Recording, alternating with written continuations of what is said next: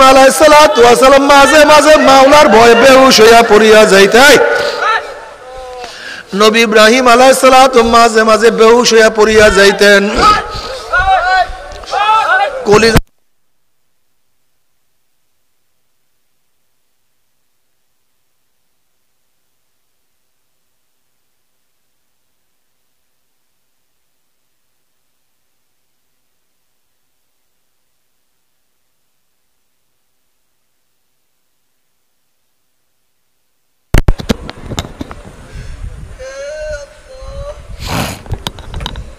আল্লাহ তুমি আমাদের সবাইকে মাফ করিয়া দাও। আল্লাহ পাক বলেন একদল মানুষের কলবটা তো পাথরের চেয়ে শক্ত হয়ে গেছে। এরপর আল্লাহ পাক 3 ধরনের পাথরের বয়ান করেন, 3 ধরনের পাথরের বর্ণনা দেন। আল্লাহ পাক নিজেই বলেন একদল পাথর আমি মাওলার ভয়ে কাঁদতে কাঁদতে নহর জারি করিয়া ফেলাইছে। আর একদল পাথর আমি মাওলার ভয়ে টাস টাস টাস টাস ফাটিয়া গেছে। আর একদল পাথর আমি মাওলার ভয়ে গড়াইয়া গড়াইয়া গড়াইয়া পড়িয়া যাইতে আছে। ও মানুষ মাগা পাথরের দলেরা, আমি জানি আমার বয়ানে তোমাদের কলব নরম হবে না। যেরকম শক্ত পাথর ভাঙ্গার জন্য হাতুড়িওয়ালা যখন হাতুড়ি দিয়া বাড়ি দেয়, পাথর বলেও হাতুড়িওয়ালা তোমার বাড়িতে আমি ভাঙবো না, তখন হাতুড়িওয়ালা বলেও পাথর জানি আমার ছোট হাতুড়ি তুই ভাঙবি না, আমি তোর জন্য বড় হাতুড়ি নিয়ে আসতে আসি। এবার বড় হাতুড়ি দিয়া পিটাইয়া পিটাইয়া ওই পাথর না ভাঙ্গিয়া সারে না। বাবারে জানি আমার বয়ানে তোমাদের কলব নরম হবে না।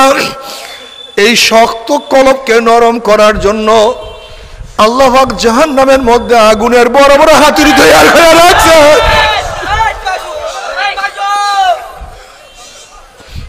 ওই হাতুড়ি দিয়ে তোমার আমার আল্লাহ মাফ করিয়া দাও। শক্ত কলবকে বাড়ি না দিয়া ছাড়বে না।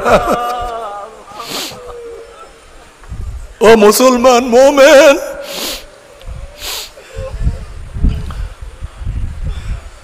সমস্ত নবীরা কাঁদতে কাঁদতে মাওলার কবরে চলিয়া গেছে। সাহাবারা কাঁদতে কাঁদতে মাওলার কবরে চলিয়া গেছে। নেশা খায়, মিথ্যা কয়, পিসাব শর্ম নেই, ধরে নাই। আচ্ছা, কোন মানুষের মনের মধ্যে এইটা ঢুকে নেশা খায়, মিথ্যা বলে, পিসাব শর্ম নেই। আচ্ছা, আমি যদি এখানে কোরআন হাদিস বাটিয়াও খাওয়াই, আপনাদের কলেজের মধ্যে ঢুকবে? কারণটা কি? মিথ্যা কথা কয়, কথাই তো মিথ্যা। যেহেতু আল্লাহর সন্তান ঈসা, তা সেও কি হবে? মানুষের সন্তান যদি মানুষ হয়, তা আল্লাহর সন্তান কি হবে? আল্লাহ হবে। তাদের যুক্তি। এবং মারিয়াম আলাইহিস সালাম তার জাত তার বিবাহ হয় না। আমরা মানুষরা গরুর সাথে বিবাহ করি না, কি কথা ঠিক না? জাতের সাথে বিবাহ হয়। তা মারিয়াম যদি খোদাই না হয়, তা তাকে বিবাহ করলো কিভাবে? যাই হোক, এই কারণে তারা মুশরিক হয়ে গেছে, আমাদের মানার মতো না। ইহুদিরাও আল্লাহকে মানে, একজন না দুইজন? আল্লাহ একজন, উযাইর ইবনুল্লাহ, উযাইর তার কি সন্তান। মুসলমানরা আল্লাহ মানে, কিভাবে মানে? আল্লাহ এইভাবে মানে যে আল্লাহ স্রষ্টা, কাউকে জন্ম দেয় নাই, কাউ থেকে জন্ম নেয় নাই, সমস্ত ক্ষমতার অধিকারী একমাত্র তিনি আল্লাহুস সামাদ। তিনি বেনিয়াজ, বেপরোয়া, ক্ষমতাকে ভাগ করেন নেই। তাহলে দেখেন, আল্লাহ তো আমরা সবাই মানছিলাম, স্রষ্টা মানছিলাম, কিন্তু মানার পদ্ধতি জোরে বলেন এক না, আমরা ভাগ হয়ে গেছি, কথা ঠিক না? এরপরে আমি সংক্ষিপ্ত কথা বলবো, একেবারে সংক্ষিপ্ত। এই দিক থেকে আমরা সবাই সমান ছিলাম, মুসলমান।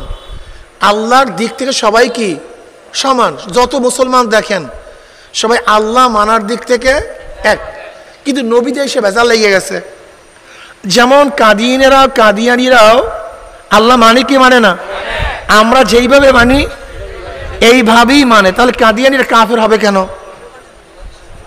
কথা বলেন না কেন? হ্যাঁ, নবীকে মানে না। খুব ভালো মতো বুঝবেন আসলে আমাদের গলতটা কোন জায়গায়, সমস্যাটা কোন জায়গায়। কাদিয়ানিরা আল্লাহ মানে, আল্লাহ মানার ব্যাপারে তাদের সাথে আমার কোনো পার্থক্য নেই। নবীকেও মানে, নবীকেও কাদিয়ানি মানে, আমার নবী সাল্লাল্লাহু আলাইহি ওয়াসাল্লাম তারা নবী মানে, মানার ব্যাপারে কোনো আপত্তি নেই। কিন্তু নবীর একটা গুণ মানে না। সেই নবীর গুণটা কি? শেষ নবী। আমার নবী শুধু নবী নন, তিনি শেষ নবীও বটে। অন্য নবীদের মধ্যে 2টা গুণ, আমার নবীর মধ্যে 3টা গুণ। নবী মূসা আলাইহিস সালাতু ওয়াস সালাম, মূসা একজন ব্যক্তি নবী এবং তিনি মাসুম। নবী ইব্রাহিম আলাইহিস সালাম একজন ব্যক্তি, তিনি নবী এবং মাসুম। কি কথা ঠিক না? আমার নবীও নবী এবং মাসুম। কিন্তু নবী ঈসা, নবী মূসা, নবী ইব্রাহিম নবী মাসুম কিন্তু শেষ নবী না। আমার নবী নবীও মাসুমও এবং শেষ নবীও। আমার যুবক বাবারা, মুরব্বী বাবারা খুব ভালো মতো বুঝবেন, নবীকে নবী মানছেন কিন্তু তার গুণ মানেন নাই। নবীকে নবী মানছেন কিন্তু তার শেষ নবী হুয়া তার গুণ, এইটা যদি না মানেন তাহলে মুসলমান, আপনি বেঈমান হয়ে যাবেন। কথাটা বুঝাতে পারি? তাহলে দেখা গেল কি যে আমাদের মধ্যে পার্থক্যটা হয়েছে সব বিশ্বাসের, আকীদার। কিসের? আচ্ছা বলেন, শিয়ারা আল্লাহকে মানে না? জোরে বলেন। শিয়ারা আল্লাহকে, নবীকেও, কিন্তু তারা মনে করে কোরআনের মধ্যে তাহরিফ হয়েছে, তাহরিফ কিছু পরিবর্তন হয়ে গেছে। এর জন্য অনেক সব শিয়া না, শিয়ার মধ্যে পার্থক্য আছে।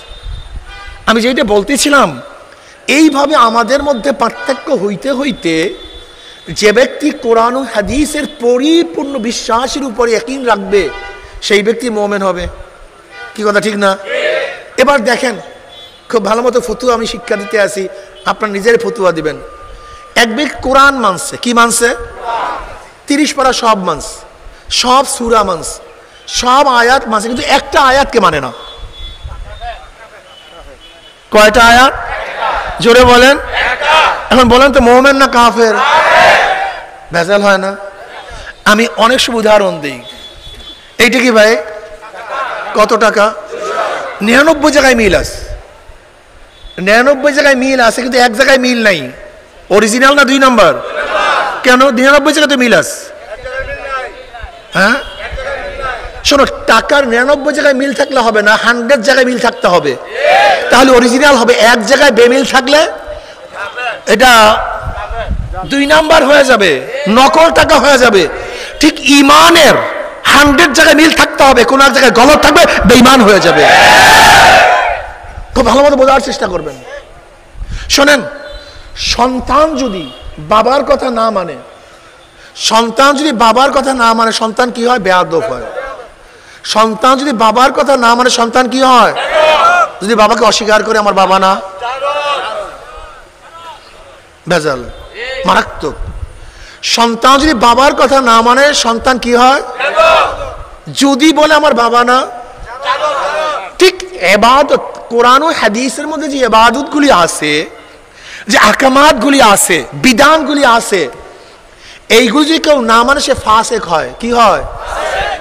যদি বলে লাগে না, যদি বলে মানি না, ভেজাল। ভেজাল করিয়েন না, অস্বীকার করিয়েন না। এক ব্যক্তি নামাজ পড়ে না, ব্যক্তি কি? ফাসিক। এক ব্যক্তি নামাজ পড়ে না, ব্যক্তি কি? যদি বলে নামাজ লাগে না। এক ব্যক্তি রোজা রাখে না, ব্যক্তি কি? যদি বলে রোজা লাগে না। এক ব্যক্তি পর্দা করে না, ব্যক্তি কি? যদি বলে পর্দা লাগে না।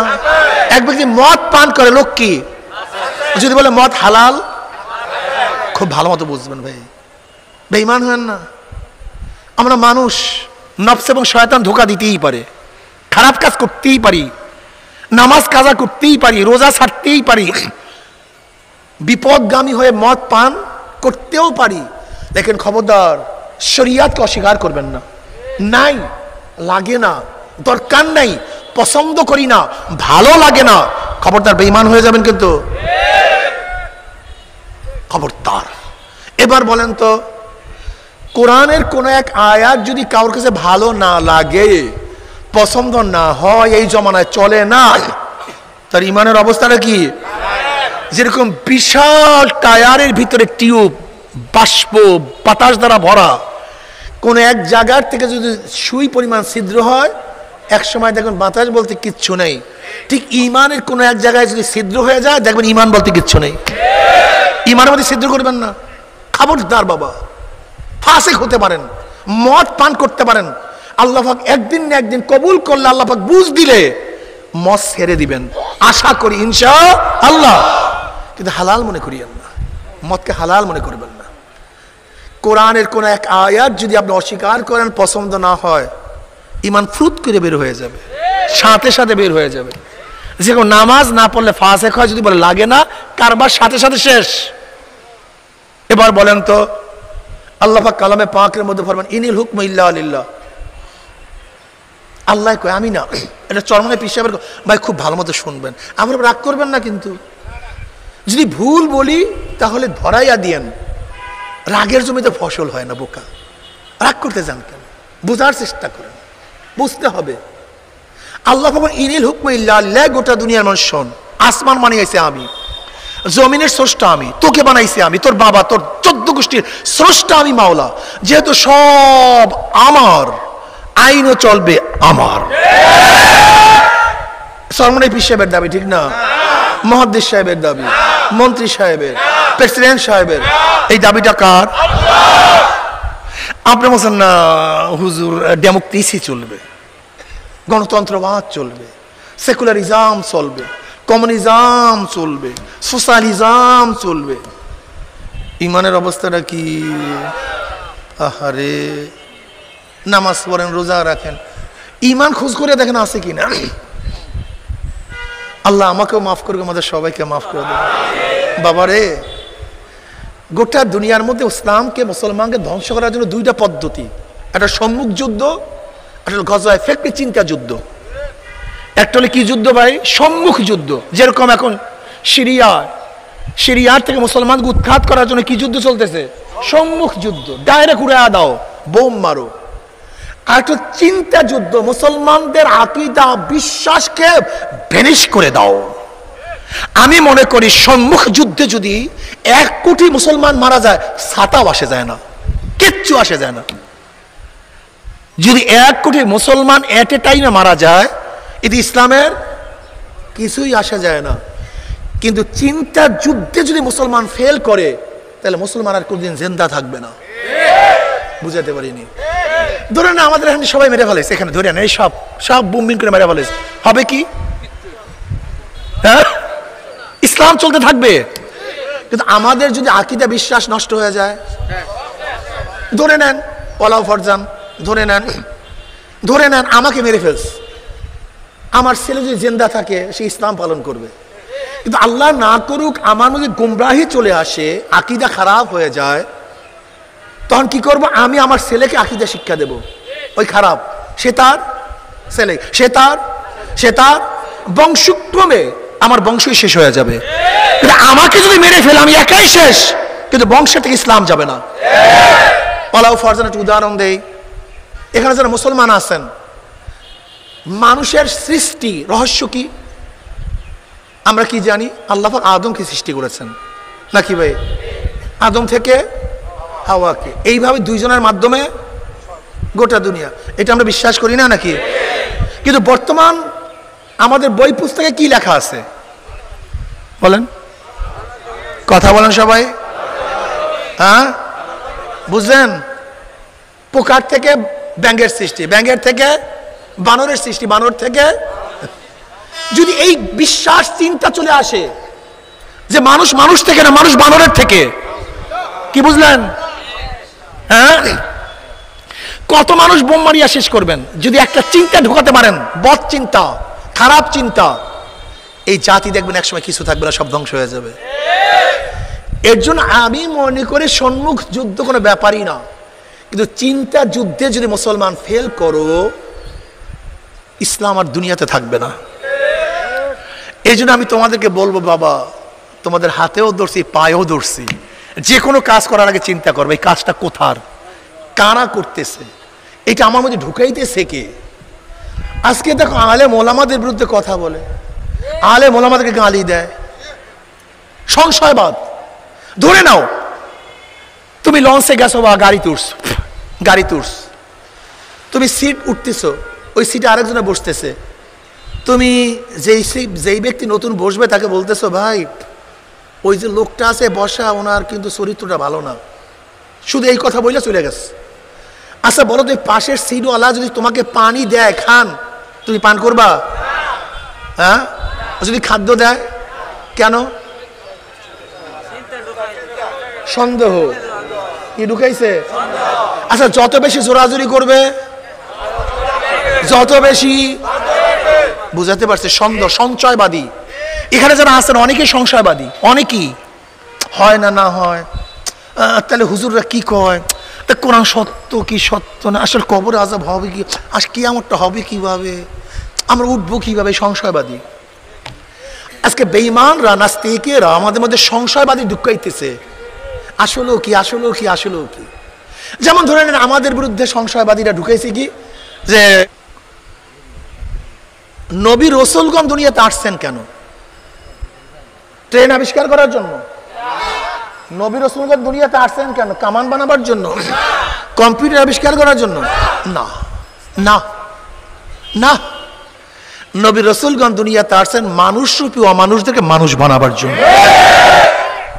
ফেরাউনের চেহারা মানুষের মতো ছিল কি ছিল না? কিন্তু মানুষ না। নমরুদের চেহারা মানুষের মতো ছিল কি ছিল না? কিন্তু মানুষ না। সাদ্দাদের চেহারা মানুষের মতো ছিল কি ছিল না? কিন্তু মানুষ না। কারুনের চেহারা মানুষের মতোই ছিল, কিন্তু মানুষ না। আবু জাহেলের চেহারা, কিন্তু মানুষ না। এই মানুষরূপী অমানুষদেরকে মানুষ বানাবার জন্য নবী রাসূলগণ দুনিয়াতে আসছেন। ওমর ইবনে খাত্তাব রাদিয়াল্লাহু ইসলাম গ্রহণ করার আগে যে চেহারা ছিল, ইসলাম গ্রহণ করার পরে চেহারা বদলে গেছে। চেহারা না,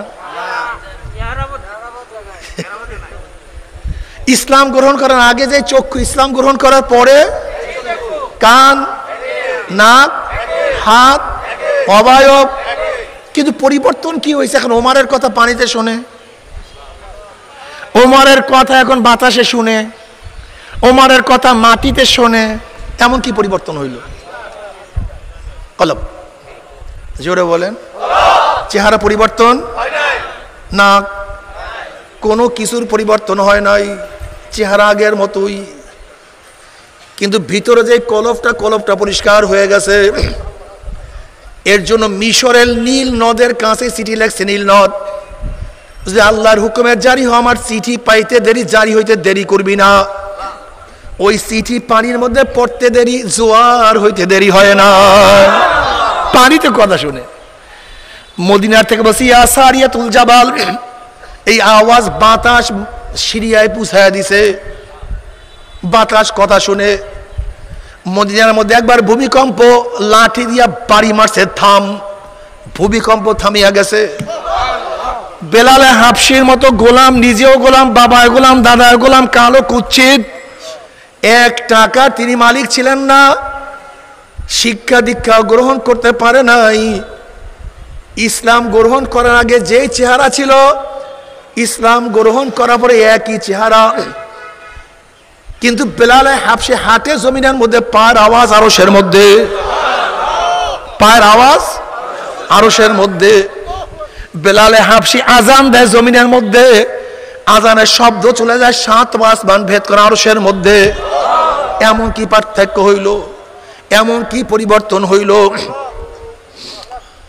দাহিয়াতুল কলবি রাদিয়াল্লাহু তাআলা আনহু নিজের হাতে নিজের ঔরস জাত 70টা কন্যা সন্তানকে জেতা কবর দিয়া ফেলাইছে। অথচ দাহিয়াতুল কলবি রাদিয়াল্লাহু ইসলাম গ্রহণ করার পরে অধিকাংশ সময় জিবরাইল আলাইহিস সালাতু ওয়া তার সূরাত ধরিয়া দুনিয়াতে আসতো। কি পরিবর্তন হইল। এ আমার যুবক বাবারা, আমার মুরব্বী বাবারা, যেই শরীর একদিন ক্ষয় হয়ে যাবে, লয় হয়ে যাবে, সুম্মা রাদাদনাহু আসফালা সাফিলিন, যে শরীর পচিয়া যাবে, ফাটিয়া যাবে, গন্ধ হবে। উমর বিন আব্দুল আজিজ রাহমাতুল্লাহ আলাইহি ফরমান, এ গোটা দুনিয়ার মানুষ, তুমি যাকে যত মোহাব্বত করো, সে মৃত্যুর 3 দিন পরে তার চেহারার দিকে তাকাইতে পারবা না। যে স্ত্রীকে এত ভালোবাসো, মারা যাওয়ার 3 দিন পরে দেখবে চেহারা বিবর্ণ হয়ে গেছে, শরীর ফুলিয়ে গেছে, ফাটিয়া পুঁজ পড়তে আছে। যে স্বামীকে এত মোহাব্বত করো, মারা যাওয়ার পরে তার কাছে তুমি থাকতে পারবা না। যেই বাবাকে এত মোহাব্বত করো, মারা যাওয়ার পরে বাবার পচা লাশের গন্ধ সহ্য করতে পারবা না। যেই সন্তানকে এত মোহাব্বত করো, মারা যাওয়ার পরে সন্তানের কাছেও তুমি থাকতে পারবা না। যেই দেহ একদিন ধ্বংস হয়ে যাবে, ক্ষয় হয়ে যাবে, লয় হয়ে যাবে, সেই শরীরের জন্য কত সময়, কত টেনশন, কত চিন্তা।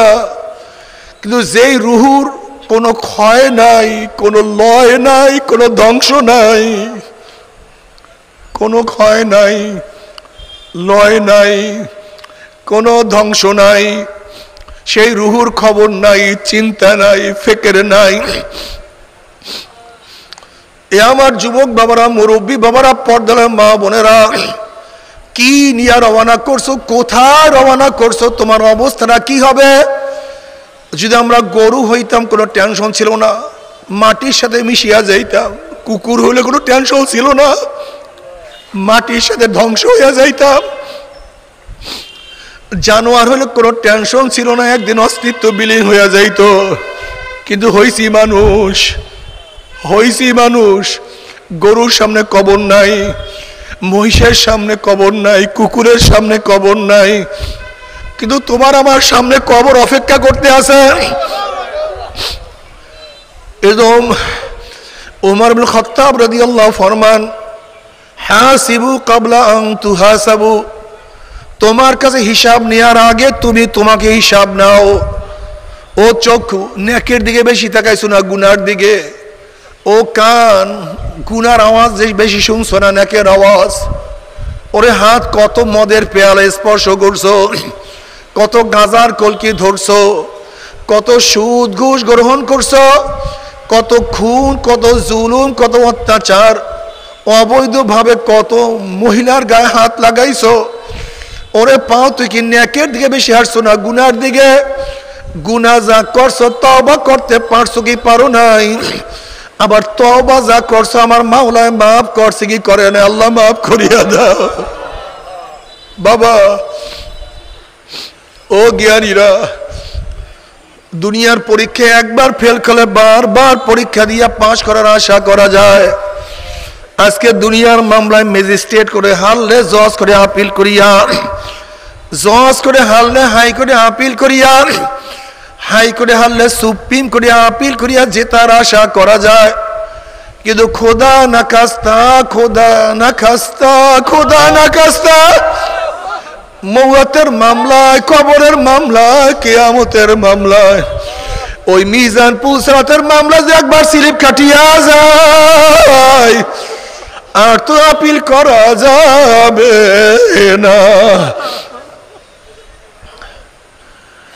বাবারে, ঘরের মালিকের সাথে পরিচয় থাকে, যত রাত্রি ঘরে ঢুকো কোনো টেনশন নাই। যেরকম শ্বশুর বাড়িতে রাত্র 3টায় গিয়ে যদি নক করো, শ্বশুর বলবে কে? তুমি বলবা আব্বু আপনার জামাই।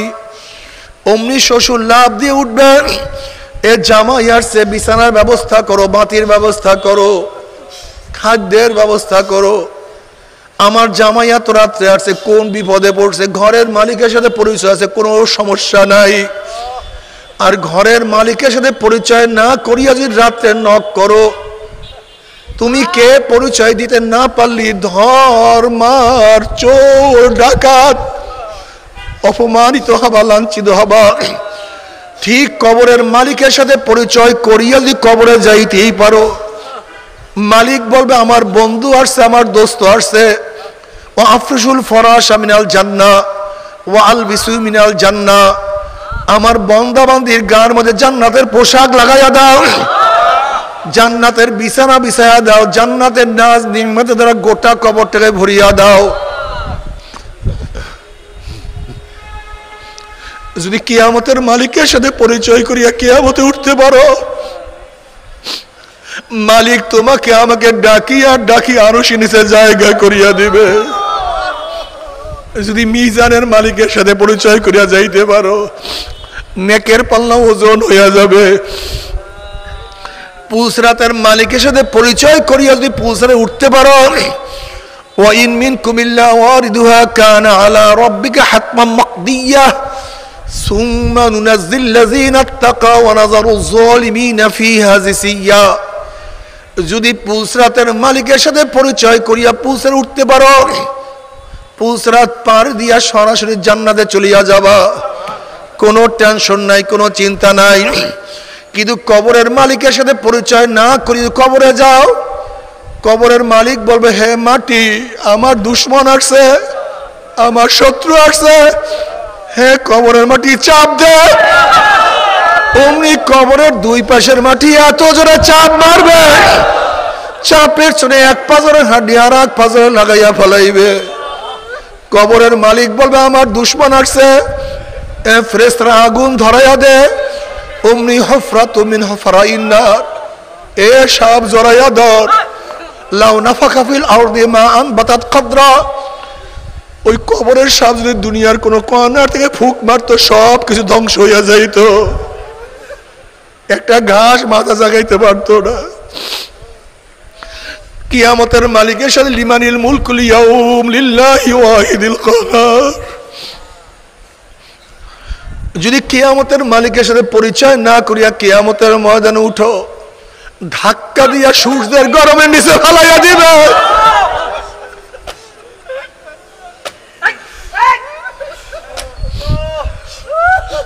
বাবা, ও আমার মা, যদি পুলসরাতের মালিকের সাথে পরিচয় না করিয়া পুলসরে উঠো, ওয়ানাজারু যালিমিনা ফিহা জিসিয়া, ওয়ানাজারু যালিমিনা ফিহা জিসিয়া। অমনি নাফরমান ঘুম করিয়া জাহান্নামে পড়িয়া যাবে। আল্লাহ,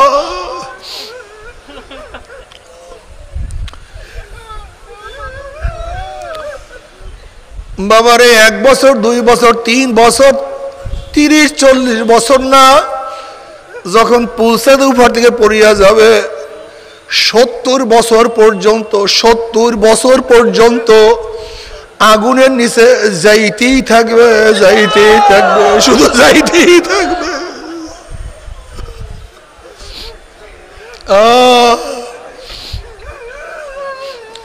বাবারে, যাদের ঈমান আছিল, যারা বিশ্বাস করত, তাদের অবস্থা কি? নবী, যাদের ঈমান আছে কথা শুনো। নবী ইব্রাহিম আলাইহিস সালাতু ওয়াস সালাম মাঝে মাঝে মাওলার ভয়ে, জাহান্নামের ভয়ে বেহুশ হইয়া পড়িয়া যাইতেন। অনেক সময় কলিজার মধ্যে এত জোরে কম্পন হইত, অনেক দূরের থেকে আওয়াজ পাওয়া যাইত। আল্লাহ পাক জিবরাইলকে বলেন, যাও জিবরাইল, আমার হাবিবের কাছে, আমার খলিলের কাছে সালাম পৌঁছাও এবং আমার খলিলের কাছে প্রশ্ন করো, বন্ধু কি বন্ধুর ভয়তে বেহুশ হইতে পারে নাকি? সে তো খলিলুল্লাহ, সে তো আমার বন্ধু। এবার নবী ইব্রাহিম আলাইহিস সালাতু ওয়াস সালাম জবাব দেয়, ভাই জিবরাইল, যখন আমার পদস্খলনের কথা মনে পড়ে, কিয়ামতের কথা মনে পড়ে, মিজানের কথা মনে পড়ে, পুলসরাতের কথা মনে পড়ে, তখন আল্লাহর সাথে আমার সম্পর্ক আছে, আমি সব ভুলিয়া যাই, আমার কিছু মনে থাকে না। আসলে বাবারা, আমাদের কলবটা তো পাথরের চেয়েও শক্ত হয়ে গেছে। আল্লাহ পাক কালামে পাকের মধ্যে ফরমান, সুম্মা কাসাত কুলুবুকুম মিন বাদি যালিকা ফাহিয়া কাল হিজারাতি ওয়া আশাদ্দু কাসওয়া ওয়া ইন্না মিনাল হিজারাতি লামা ইয়াতাফাজ্জারু মিনহুল আনহার ওয়া ইন্না মিনহা লামা ইয়াশাক্কাকু ফায়াখরুজু মিনহুল মা ওয়া ইন্না মিনহা লামা ইয়াহবিতু মিন খাশিয়াতিল্লাহ ওয়া মাল্লাহু বিগাফিলিন আম্মা তা'মালুন। উমর ইবনে খাত্তাব রাদিয়াল্লাহু তাআলা কাঁদতে কাঁদতে গালে 2টা কালো দাগ পড়াইয়া ফেলাইছে। গুনাহগার আমাদের চোখে বেশি পানি থাকা উচিত ছিল, আর যারা নেককার তাদের চোখের মধ্যে পানি কম থাকা উচিত ছিল, কিন্তু কেন উল্টা হয়ে গেছে? তার মানে কপাল পুড়িয়ে গেছে, কপাল পুড়িয়ে গেছে। বাবা, ও যুবক বাবারে, ও আমার গরিব বাবারা, দুনিয়াতে রৌদ্রের মধ্যে কাজ করতে করতে পিঠটাকে কালো বানাইয়া বলাইছো, গামাইতে গামাইতে শরীর ভিজাইয়া বলাইছো। আরাম আয়েশ কি জিনিস পাও নাই, দেখো নাই, অনুভব করতে পারো নাই। দুনিয়ার মধ্যে আরাম আয়েশ করতে পারো নাই, আবার কবরে গিয়া যদি গুর্জের বাড়ি শুরু হইয়া যায়, তোমার সে বড় বদনসিব কপাল পরার কেউ হইতে পারে না। ও আমার বড়লোক বাবারা, এসি ছাড়া ঘুমাইতে পারো না, শক্ত বিছানায় তোমার ঘুম আসে না, চোখটা কাটার আঘাত সহ্য করতে পারো না। আর খোদা না খাস্তা, খোদা না খাস্তা, খোদা না খাস্তা, কবরের মধ্যে যদি 99 সাপের কামড় শুরু হইয়া যায়, ওই আযাব তো কেউ সহ্য করতে পারবো না। আল্লাহ, ও আমার গরিব বাবারা, আমি গরিব দেখলে খুবই আফসোস করি, আমার কাছে খুবই মায়া লাগে। গরিবদেরকে আমার নবী কত মহাব্বত করতেন, কত ভালোবাসতেন। আমার নবী দোয়া করছে, আল্লাহ দুনিয়াতে আমাকে রাখিও গরিবদের সাথে, আমাকে মৃত্যু দিও গরিবদের সাথে, আমাকে হাসর করিও গিয়া গরিবদের সাথে। নবী আলাইহিস সালাতু ওয়াস সালাম ফরমান, বড় লোকদের তুলনায় গরিবরা 500 বছর আগে জান্নাতে চলে যাবে। ও গরিব বাবা, সাহাবারা কত গরিব ছিলেন। আহলুস সুফফারা এত গরিব ছিলেন, এত ক্ষুধার্ত ছিলেন, ঠিক মতো 2টা কাপড় কাউর ছিল না। একটা কাপড় দিয়ে শরীর কোন রকমে ঢাক দেন, নিচের অংশ ঢাকলে উপরের অংশ খালি হয়ে যাইত, আবার উপরের অংশ ঢাকলে নিচের অংশ খালি হয়ে যাইত। আবু হুরায়রা রাদিয়াল্লাহু ফরমান, অনেক সময় 3 দিন 4 দিন পর্যন্ত খানা খাইতাম না, খানা পাইতাম না, ক্ষুধার কারণে বেহুশ হইয়া পড়িয়া থাকতাম। মানুষ মনে করতো ভূতে ধরছে, পারাইতো, কিন্তু আমাকে ভূতেও ধরে নাই, জিনেও ধরে নাই, ক্ষুধার কারণে দাঁড়াইতে পারতাম না।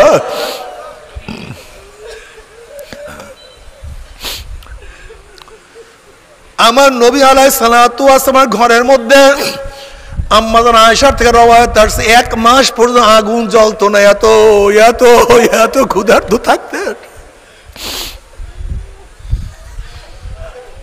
বাংলাদেশের মধ্যে একজন গরিব পাবা না যে ক্ষুধার কারণে পেটে পাথর বাঁধছে, কিন্তু আমার নবী ক্ষুধার কারণে পেটে পাথর বাঁধছে। বাংলাদেশে একজন গরিব পাবা না ক্ষুধার কারণে পাথর বাঁধছে, কিন্তু সাহাবারা তো ক্ষুধার কারণে পাথর বাঁধিয়ে রাখছে। এরপরও তারা মাওলাকে ভোলে না, মাওলাকে ছাড়ে না। আমার মাওলার বড় সন্তুষ্ট হয় নাই, অথচ তোমাকে আমাকে মাওলা কত রিজিক দান করছে, কত নেয়ামত দান করছে, এরপর আমার মাওলার হুকুম মানবা না, আমার মাওলা ও ছাড়বে না। আল্লাহ, তুমি কি জানো জাহান্নামে যখন পানি পানি করে চিল্লাইতে থাকবে, ওয়ায়াস্তাগীসু ইউগাসু বিমাইন কালমুহলি ইয়াশবিল উযুহু বিইসা শারাবু ওয়া সাত মুরতাবাকা, যখন পানি পানি করে চিল্লাইতে থাকবে, তাদের সামনে ঘন পুষ তাদের সামনে হাজির করা হবে। ওই পুষ এত গরম হবে, যখন জাহান্নামী লোকের চেহারার সামনে পানি এবং পুষ নিয়ে আসা হবে, পানি এবং পুইজের গরমে চেহারার চামড়া খুলিয়া জাফাত করে পড়িয়া যাবে, এরপরও পানির তৃষ্ণা মিটবে না।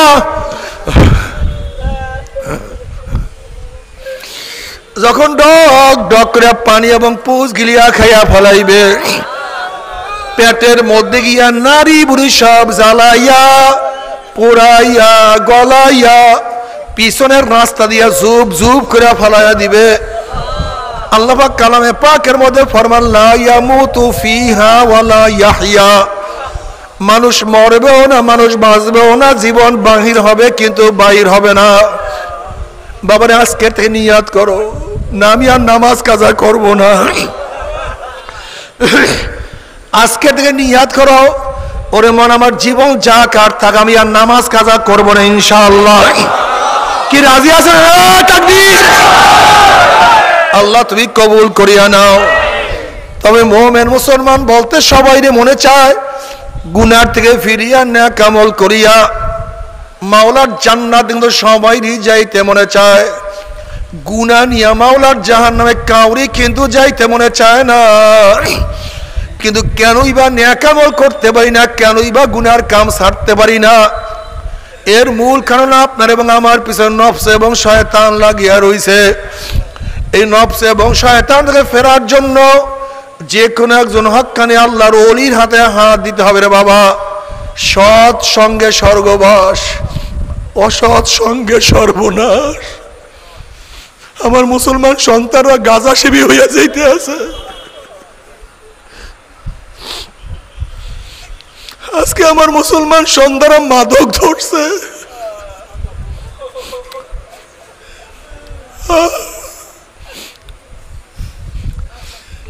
সৎ সঙ্গে স্বর্গবাস, অসৎ সঙ্গে সর্বনাশ। বাবা আমি চরমনায় বুঝি না, যার কাছে গিয়া পারো গুনার কাম সারো, নেকের আমল ধরো। যার কাছে গিয়া পারো নেকের কাজ করো, গুনার কামল সারো। কলব নরম করিয়া চোখে পানি নিয়া মাওলার কবরে যাইও। যেরকম দুনিয়ার ঘরে আগুন লাগলে পানি ছাড়া নিবানো যায় না, ঠিক তদ্রুপ তোমার এবং আমার গুনার দ্বারা যে জাহান্নামের আগুন জ্বলিয়া রইছে, চোখের পানিও ছাড়া কিন্তু জাহান্নামের আগুন নিবানো সম্ভব না। কাজে আমার জন্য দোয়া চাই, আমিও দোয়া করি। সবাই সবার জন্য প্রাণ খুলিয়া দোয়া করো, যেন কিয়ামতের ময়দানে আমরা সবাই গলাগলি বাঁধিয়া যেন মাওলা একসাথে জান্নাতে যাওয়ার তৌফিক দিয়া দেয়। আল্লাহুম্মা আমিন, আল্লাহুম্মা আমিন। ও আমার পর্দালে মা বোনেরা, দুই হাত তুলিয়া মাওলার দরবারে কান্দো আর মাওলার কাছে মাওলা, আল্লাহ আল্লাহ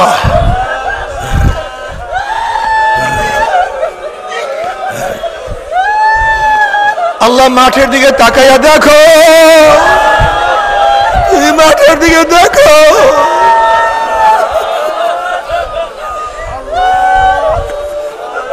গুনাহগাররা তোমার দুয়ারে হাত তুলছে, নামাজ কাজার গুনাহ নিয়া, রোজা ছাড়ার গুনাহ নিয়া, বেপরদার গুনাহ নিয়া, গাঁজা ইয়াবা মদের গুনাহ নিয়া। কিন্তু আমরা যতই গুনাহ করি না কেন, আমাদের গুনাহ সীমা আছে, সংখ্যা আছে। তোমার রহমতের কোনো সীমাও নাই, সংখ্যাও নাই। আমাদের গুনার দিকে না তাকাইয়া তোমার রহমতের দিকে তাকাইয়া তুমি আমাদের জিন্দেগীর সমস্ত গুনাহ কথা মাফ করে দাও। আল্লাহ তুমি মাফ করবাই না, ক্ষমা করবাই না। তাহলে তোমার বন্ধের এখানে কেন আসছে? কি পাওয়ার জন্য আসছে? কি চাওয়ার জন্য আসছে? আল্লাহ আমরা দুনিয়া পাওয়ার জন্য আসি নাই, দুনিয়া চাওয়ার জন্য আসি নাই, দুনিয়ার বিপদে পড়ে আসি নাই। আমরা জাহান্নামের কাজ করিয়া ফেলাইছি। আল্লাহ জাহান্নামের খাতার থেকে আমাদের নামটা কাটিয়া দাও। আল্লাহ জাহান্নামের খাতার থেকে আমাদের নামটা কাটিয়া দাও।